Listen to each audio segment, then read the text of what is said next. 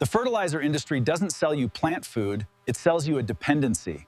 The proof of that is sitting in the soil of every natural forest. On this planet, a biological system so effective that it makes synthetic fertilizers completely unnecessary. It costs $3. It's been documented in peer-reviewed science since 1980. And almost no one in a garden center will ever mention it to you, not because it doesn't work, because it works too well. Stay with me for the next few minutes, because what you're about to understand will permanently change the way you look at every bag of fertilizer you've ever bought and every plant you'll ever grow from this point forward. Let's start with something you already know, but maybe haven't put into words yet.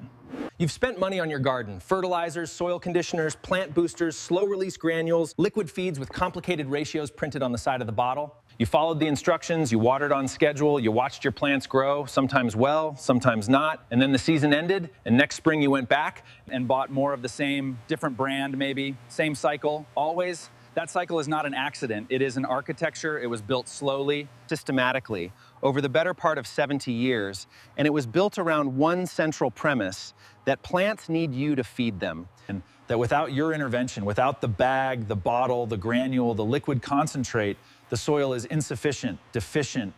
That premise is a lie, and the forest has been disproving it for 450 million years. Walk into any old-growth forest, the Pacific Northwest, the Amazon basin, the ancient beech forests of Central Europe, and you are standing inside a biological system of staggering complexity and productivity. Nothing is being fertilized, no one is adjusting the pH, no irrigation system is compensating for dry weeks, and yet the trees grow to heights Of 50, 80, 100 meters, they live for centuries. They recover from storms, droughts, insect attacks, and fire. They feed entire ecosystems, while sustaining themselves with a precision that no agronomist, no matter how credentialed, has ever fully replicated in a managed agricultural setting. The question that should have been screaming at scientists, farmers, and gardeners for the past century is simple. How does a forest feed itself? How does soil that has never seen a bag of NPK fertilizer produce biomass at a scale that dwarfs anything coming out of a chemically managed field? The answer is underground, literally, and it has a name that most people have never heard pronounced correctly, let alone understood: mycorrhizal fungi. Here's what science has confirmed in laboratories and field trials across 4 decades, across 6 continents, across hundreds of plant species and soil types.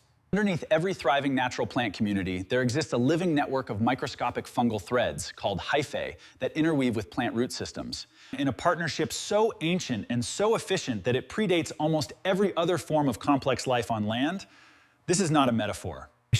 This is a measurable, observable, reproducible biological reality. Mycorrhizal fungi colonize plant roots and Is that the plant itself cannot bill. The individual hyphal threads are approximately 2 micrometers in diameter, 20 times thinner than a human hair. They slip into the microscopic spaces between soil particles, reaching pockets of phosphorus, zinc, copper, manganese, and other minerals that a plant's own roots, far too large to penetrate those spaces, will never access on their own.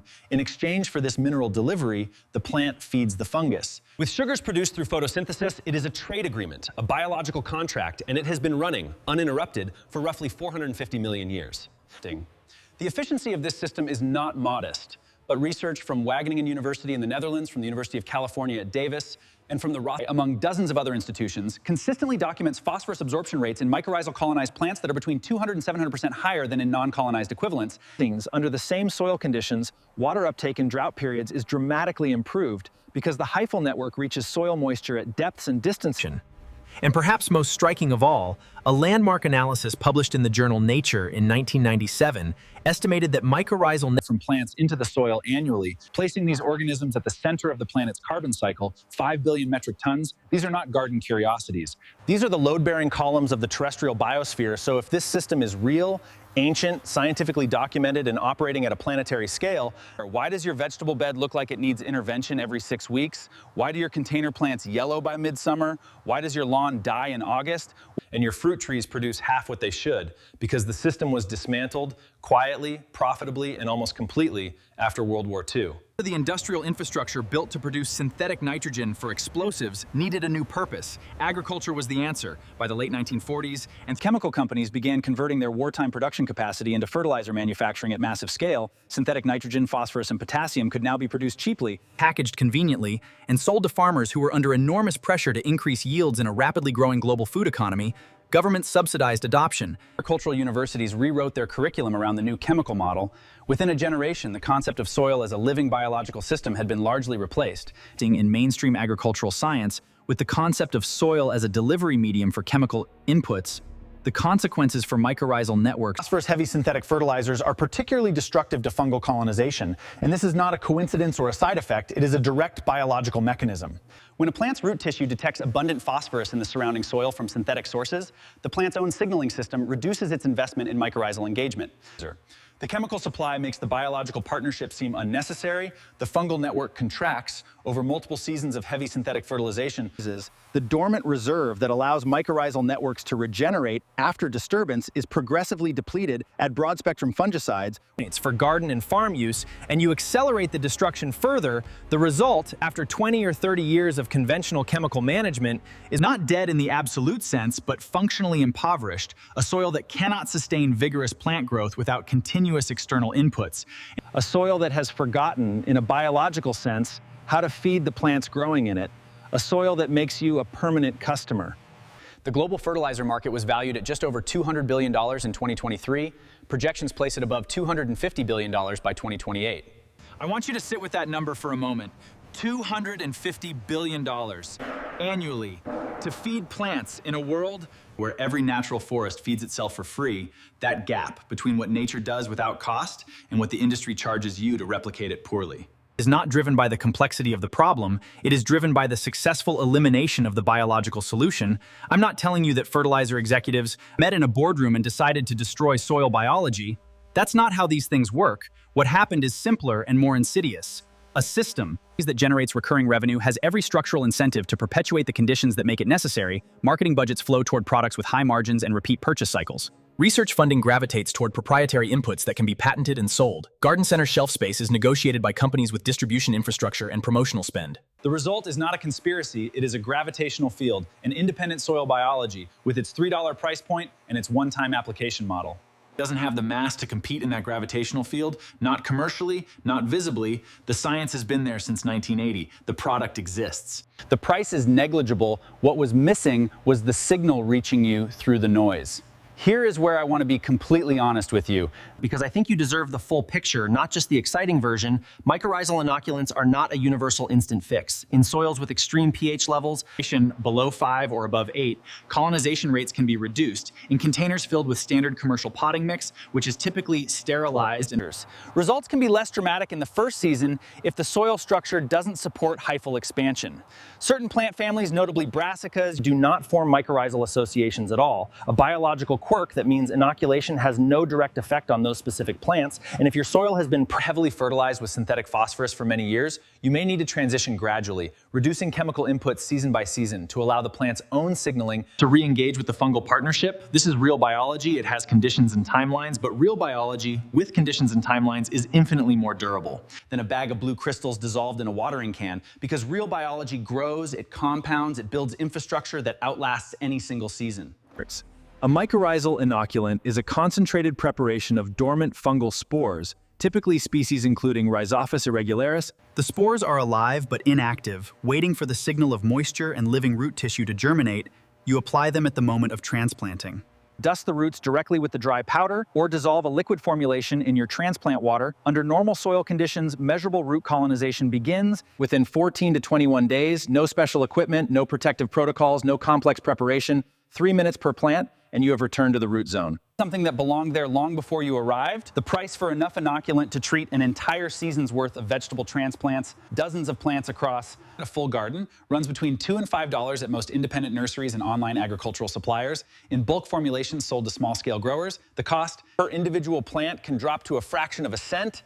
This is not a premium product. It is not locked behind an agricultural supplier's catalog, or restricted to commercial growers. It is available right now, today, to anyone willing to look past the fertilizer aisle. A meta-analysis published in the journal Mycorrhiza in 2019, synthesizing data from 1,478 individual trials across multiple crop types and geographic Experiments conducted in low to medium fertility soils. Those are not the soils of pristine wilderness. Those are the soils of real gardens, real farms, real plots that have been managed, stressed, and chemically treated for years. The science isn't theoretical, it was tested in conditions that look exactly like where you're growing. The transition looks like this in practice. First season, you notice stronger establishment, faster root development, better resilience during Third day without water, hold on for 5 or 6. Growth isn't dramatic yet, but the foundation is being built beneath the surface where you can't see it.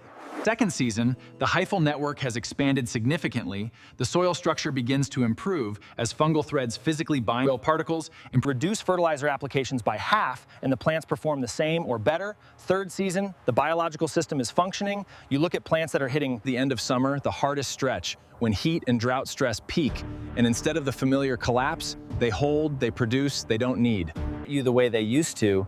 That shift, that moment when your garden stops depending on you to feed it every few weeks, is the moment the industry's model breaks down for you personally, and it is exactly the outcome that $3 in one application can begin to build. Here's what this really is when you pull back far enough to see it clearly. For the past 70 years, an entire generation of growers, from industrial farmers to backyard gardeners, was handed a model of plant care that required them to substitute chemistry for biology, to replace a living system with a purchased one, to treat the soil not as a partner but as a problem to be managed. And that model worked in the narrow sense that plants grew and yields were achieved, but it worked the way a crutch works, by making the thing it supports progressively weaker, progressively more dependent, progressively less capable of functioning. Without it, the mycorrhizal network that once existed in your garden soil is not gone forever. The spore bank may be depleted, but the biology is recoverable. The relationship between plant and fungus is so fundamental, so deeply written into the genetics of almost every land plant that has ever lived, that it doesn't take much to reactivate it. A small introduction of viable spores at the root zone, a reduction in the chemical inputs that suppress the signal. A season of patience, and the oldest agricultural technology on Earth begins rebuilding itself in your soil. You were told the soil was the problem. You were sold the solution at markup on a repeat cycle, season after season, but the soil was never the problem, the absence of life in the soil. It was the problem, and life, unlike fertilizer, doesn't need to be reordered every spring. The fertilizer industry built its business on the gap between what your soil could do and what it was no longer capable of doing. Filling that gap with chemistry was profitable. Restoring the biology that closes the gap permanently is not. That asymmetry is why you're hearing this now, in a video, rather than from the person who handed you a bag of granules at your local garden center. Not because the information was hidden in a vault, because it was never worth anyone's marketing budget to hand it to you. Now you have it, $3, one application, a biological network that has been feeding forests without any help from the fertilizer industry. For longer than the human species has existed, the dependency was never natural. The solution always was.